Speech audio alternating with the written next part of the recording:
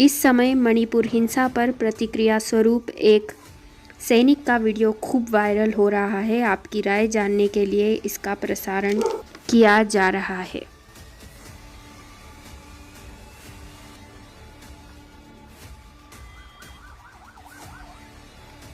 ये कभी देश के नहीं हो सकते। मुसलमान इस देश का हो सकता है, दलित इस देश का है, पिछड़ा इस देश का है, मगर ये पाखंडी इस देश के कभी नहीं हुए। वहाँ पर नहीं हिंसा को रोक सकते। इसका मतलब इनकी सोची समझी रणनीति के तहत दंगे कराए जा रहे हैं। ये चाहते हैं कि भारतीय लोग आपस में मरें और लड़ें और कट के मर जाएं। कहाँ चले गए सिंधु परिषद वालों, वहाँ कहाँ मर गए बजरंग दल वालों। ठगती है वह जाने, वो हिंदू बहन बेटियां नहीं है और इनका काम ही है गाय गंगा की बात करने वाले लोग। ये दंगा कराते हैं सबसे ज्यादा देश के अंदर। ये उन्मादी लोग हैं, ये आतंकवादी लोग हैं, ये देशद्रोही लोग हैं, ये पाखंडी हैं, ये नौटंकी हैं। इस देश का खाते हैं और देश के लिए कभी काम नहीं कर सकते। ढोंगे पाखंडी, अब समय आ गया है। इस देश की जनता और आवाम तुम्हारी ठुकाई करेगी, समझे, तुम्हारा ऐसा स्वागत करेगी। बस हमें इंतजार है। तो मुझे लगता है देश छोड़ के भागोगे और ये मोदी भागेगा झोला उठा के यहाँ से। इस देश में रुकेगा नहीं। अगर ऐसे लोगों को सुरक्षा देते हैं ये लोग, बागेश्वर जैसे बाबा को, तो ये सरकार आतंकवादी और देशद्रोहियों की है। वो चाहते हैं कि पाखंडवाद में पूरा देश डूबा रहे, अंधविश्वासी हो जाए, शिक्षित हो जाए, ताकि ये देश के लोगों को बधुआ गुलामी करा सके। और जब अशिक्षित हो जाएगा तो जानवर की भांति हो जाएगा आदमी। काला अक्षर भैंस बराबर होता है। उसी प्रकार ये चाहते भारत की जनता अनपढ़ और अशिक्षित हो जाए। नंदा भाई, मणिपुर के अंदर हिंसा भड़की हुई है और भाजपा के विदेश राज्य मंत्री का घर फूंक दिया जाता है। 50 से ज्यादा लोग। देखिए, ये एक रणनीति है, एक हिस्सा है इनका। देश में उन्माद कराने के लिए, आपस में भाईचारे को खतरा कराने के लिए इन्होंने खुद ही बीमारियां पैदा की। अपने ही मैं बात सुन लीजिए, कुछ भी करा सकते हैं। जब गोधरा जैसे कांड करा सकते हैं कार सेवकों को मरवा के, तो फिर ये कौन सी बड़ी बात है भाई। कन्हैया जैसों को मरवा सकते हैं राजस्थान में, तो ये कौन सी बड़ी बात है। राजनीति और सत्ता के लिए कुछ भी कर सकते हैं ये, समझे नहीं। किसी भी क्रांतिकारी को, किसी को भी मार सकते हैं ये। और जैसा कि इन्होंने करा कि किसके लिए, जनजाति जो थे, आदिवासी जनजातियां थी, उनके खिलाफ जो शहरों में भी लोग रह रहे थे उनको भी आदिवासी जनजातियों में डाल दिया। और डाल दिया तो उनमें क्या हुआ, जो वनवासी लोग थे उनसे युद्ध कराया गया इनका। तो ये तो अस्थिरता का माहौल तो इन्होंने खुद खराब किया है, समझे नहीं। ये तो खुद चाहते हैं गृह युद्ध होना हो। हर राज्य में गृह युद्ध जैसी स्थिति पैदा कर रहे हैं और इनका काम ही है गाय गंगा की बात करने वाले लोग। ये दंगा कराते हैं सबसे ज्यादा देश के अंदर। ये उन्मादी लोग हैं, ये आतंकवादी लोग हैं, ये देशद्रोही लोग हैं, ये पाखंडी हैं, ये नौटंकी हैं। इस देश का खाते हैं और देश के लिए कभी काम नहीं कर सकते। ये इतने हजारों वर्षों से इस देश में रह रहे हैं, ये हराम की खाने वाले लोग, मगर आज तक इस देश के लिए हो पाए और ये देश को नोचते रहे हैं। जब जब देश का भारतवासी बड़ा है, उस भारतवासियों को लूटने का काम किया इन विदेशी पाखंडियों ने, समझे नहीं। ये कभी देश के नहीं हो सकते। मुसलमान इस देश का हो सकता है, दलित इस देश का है, पिछड़ा इस देश का है, मगर ये पाखंडी इस देश के कभी नहीं हुए। जब जब इस देश ने तरक्की करने की कोशिश करी, इसको अंधविश्वास में धकेलने का काम किया इन पाखंडियों ने।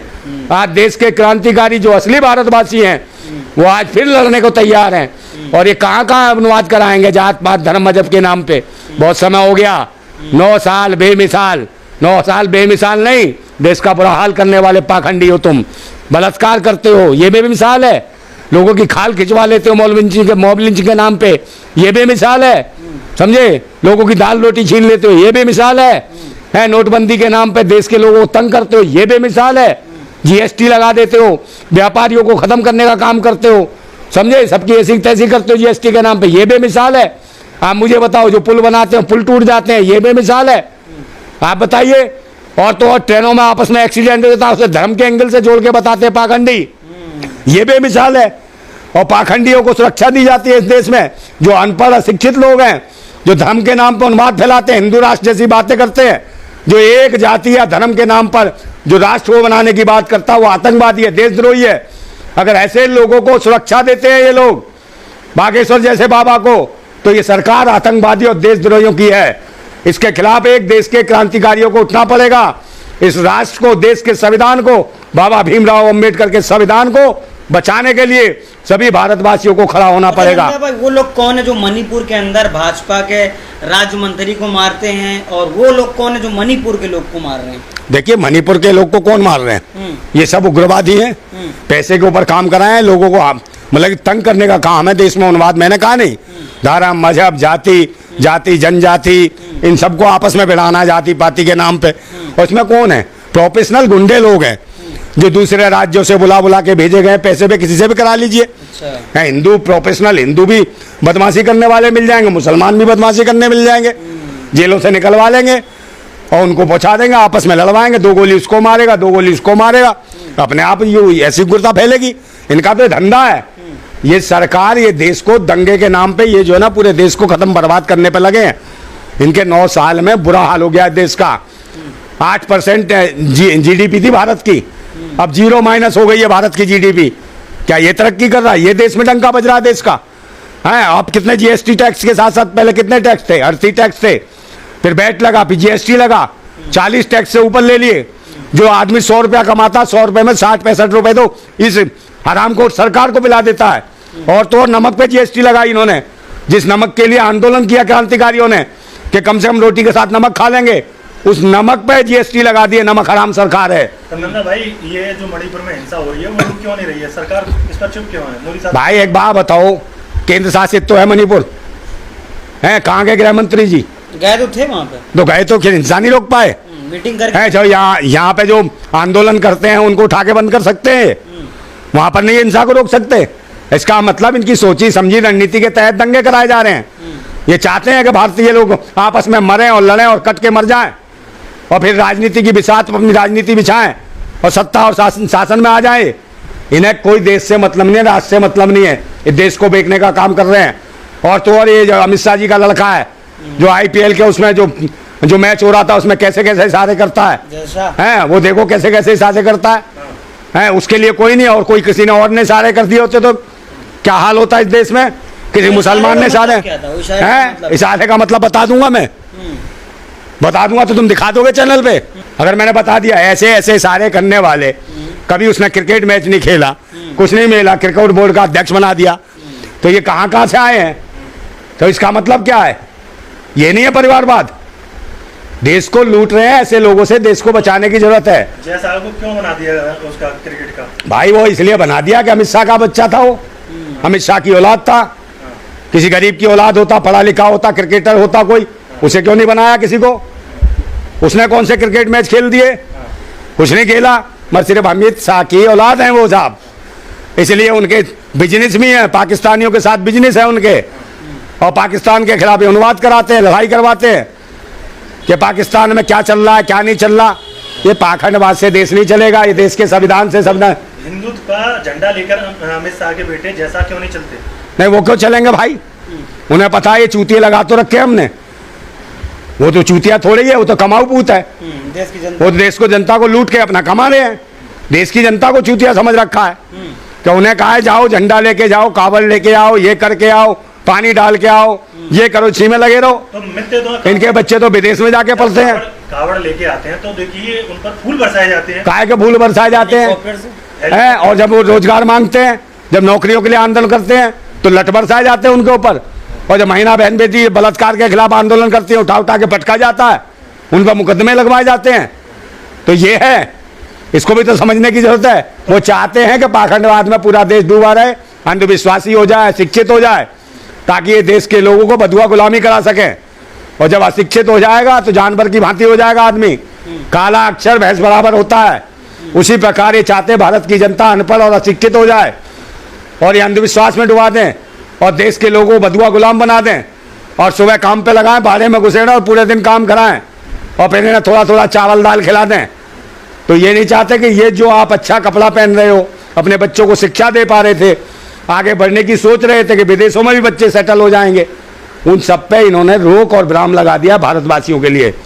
ये भारतवासियों के ये गद्दार हैं, ये विदेशियों की नाजायज संतान है, विदेशी मानसिकता की नाजायज संतान है, जो इस भारत को खत्म करना चाहते हैं भारत में रह के, और धर्म मजहब के नाम पे जो उग्रता फैला रहे, ये देशद्रोही हैं सारे के सारे।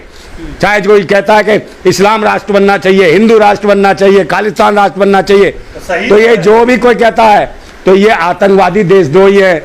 तुरंत इनको बंद करना चाहिए। बागेश्वर हिंदू राष्ट्र की बात करता, उसको जेल में होना चाहिए था, अच्छा नंदा, जबकि उसे सुरक्षा दे दी। नंदा, मध्य प्रदेश के अंदर दमोह में एक स्कूल है गंगा जमुना, हाँ। उसके अंदर इस ड्रेस कोड है कि चाहे कोई भी धर्म का बच्चा हो, वो स्कार्फ और अपना जो ड्रेस कोड होते हैं सलवार जम्फल पहन के आना है। हाँ। 3 बच्चे टॉप मारते हैं जो हिंदू रहते हैं, हाँ। और पोस्टर लगाया जाता है कि हमारे स्कूल के बच्चे जो है टॉप मारे हैं। हाँ। 3 बच्चियां हिंदू थी। हाँ और जब सरकार को पता चलता है कि हिंदू लड़कियों को स्कार्फ पहना के हाँ। एक जिहाद फैलाया जा रहा है जो उनका भाजपा दे रखी है, हाँ। वो प्रशासन जो है पहुंच जाती बुलडोजर से उसको स्कूल गिराने के लिए। देखिए, इनको ये लगता है कि वो जो दलित पिछड़ों की बहन बेटियां हैं, जो वो अपने फर्स्ट पोजीशन में आ गई और उनको वहाँ के स्कूल ने सम्मानित किया, जी। तो जो उनकी पद्धति रही उन्होंने सम्मान तो दिया। मान लीजिए कोई आदमी अपने कहीं पर भी ले जाता है, उसे सम्मान देता है अपने हिसाब से, अपने रीति रिवाज से, तो इसका मतलब क्या है, सम्मान भी इन्हें स्वीकार नहीं है, तो उसमें बिल्डोजर फिरा देंगे। जैसे जिस प्रकार से कहा कि कोई अपने घर में नमाज पढ़ रहा था तो घर में जाके मार रहे थे ये लोग, मतलब तो ये उन्माद है। मेरी बात सुन लो, कोई भी आदमी है, आपने पहले स्कूल है वो सरकार से मान्यता प्राप्त था, उसने उसको अपने तरफ से उसे इनाम दिया या बच्चों को प्रमाण पत्र दिए, चाहे स्कार्फ पहने चाहे कुछ पहने, इससे तुम्हें क्या फर्क पड़ रहा भाई? तुम पहनाओगे कि बच्चे क्या पहनेंगे क्या नहीं पहनेंगे? अरे भाई, रोजी रोटी की बात है, तुम ये बताओगे क्या पहनोगे क्या नहीं पहनोगे? जंगलों में चले जाओ, वहां पहना के आओ ना आदिवासियों को, वहां जाके फटती है वहां पहनाओ। और जो रोज जो हर बरसात में जो बाढ़ जो चलती है, जो नदी किनारे लोग बसे हुए हैं, बेचारों के पास कपड़े नहीं होते, निर्वस्त्र हो जाते हैं, वहां कपड़े क्यों नहीं पहनाते हो? भूतनी क्यों है? और कोई किसी का सम्मान करता तो सम्मान स्वीकार नहीं है तुम्हें, समझे नहीं? बकवास करते, पाखंडवाद फैला रखा है, दमोह में हो चाहे सागर में हो चाहे मध्य प्रदेश में हो। सागर में एक लड़की का बलात्कार हुआ था, पाखंडियों ने किया था, उसको न्याय नहीं मिला आज तक।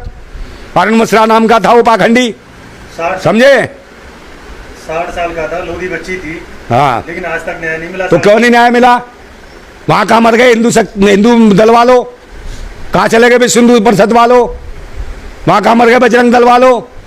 फटती है क्या जाने, वो हिंदू बहन बेटियां नहीं है? स्कार्फ स्कार्फ स्कार्फ, तुम्हारी अम्मा का स्कार्फ चुरा के लाए थे क्या वो, जो बिल्डोजर फिराएगा? सालो, अब तुम्हारा वक्त आ गया। हाँ, शिक्षा के केंद्रों पर तो बिल्डोजर फिराएंगे ही, जहाँ बच्चे पढ़ते हैं शिक्षित होते हैं उन्हीं पे बिल्डोजर फिराएंगे। लोगों घर मकानों पर फिरा दिए, इनके क्या बाप बना गया था स्कूल या कॉलेज? बिल्डोजर लेना, तोड़ना ही जाना है। बनाया है कुछ इस देश में? ना भाईचारा बनाया, ना स्कूल बनाए, ना कॉलेज बनाए, समझे? ना रोजगार दिए, सब तोड़ दिए, सब बिखेर दिए, सब बर्बाद कर दिए। ढोंगी पाखंडियों, अब समय आ गया है, देश की जनता और आवाम तुम्हारी ठुकाई करेगी, समझे? तुम्हारा ऐसा स्वागत करेगी। बस हमें इंतजार है, तो ईवीएम मशीन का इंतजार है कि इसको खत्म कब करेंगे ईवीएम मशीन को। अगर बैलेट पेपर पे चुनाव हो गया ना, तो मुझे लगता है देश छोड़ के भागोगे, और ये मोदी भागेगा झोला उठा के यहाँ से, इस देश में रुकेगा नहीं। इस चुनाव से पहले भाग जाएगा इस देश में, अगर ईवीएम की जगह बैलेट पेपर पर चुनाव की घोषणा हो जाए तो ये अभी देश छोड़ के भाग जाएगा। सर कैसे? हाँ, सच्चाई है। अरे भाई, सब चीज तो इनके हाथ में है, अब इनकी मर्जी है, इनकी गुंडागर्दी है। मैं तो सच बोल रहा हूँ, कल आके मुझे गोली मार जाएंगे तो क्या दिक्कत है, मार जाए साले, सच बोलने में क्या बुराई है? कांग्रेस कह रही है कि मैं मध्य प्रदेश भी जीत रहा हूँ, छत्तीसगढ़ वापस जीत रहा हूँ, राजस्थान भी। हाँ, वो अंतर्यामी है, बागेश्वर ने वो कर दिए ना भविष्यवाणी, ये सब कुछ जीत रहे हैं। मध्य प्रदेश 150 सीट ला रहे हैं हम। ये अंतर्यामी लोग हैं, कैसे जीत रहे हैं, कैसे प्लस में ला रहे हैं, सब ये जानते हैं। प्लस ये भी बता दें, देश की जीडीपी प्लस, अरे देश की जीडीपी तो बताएं, प्लस करी है माइनस करी है, इनसे ये पूछ लो। तो जब माइनस हो रही है जीडीपी, तो ये कैसे प्लस हो जाएंगे भूतनी के? माइनस तो इनका भी होना है, तो माइनस वहां से होंगे ये। तो इसका मतलब ये नहीं है, मैं कहता हूं फिर लास्ट में एक, कि तूफानों से आंख मिलाओ, जो तूफानों के नाम पे नौटंकी हो रही है, समझे? लोगों को डराया जा रहा, तूफान आ रहा है, तो कहता हूं तूफानों से आंख मिलाओ, सैलाबों पर वार करो, और पाखंडवाद का चक्कर छोड़ो, राष्ट्रवाद के साथ चलो।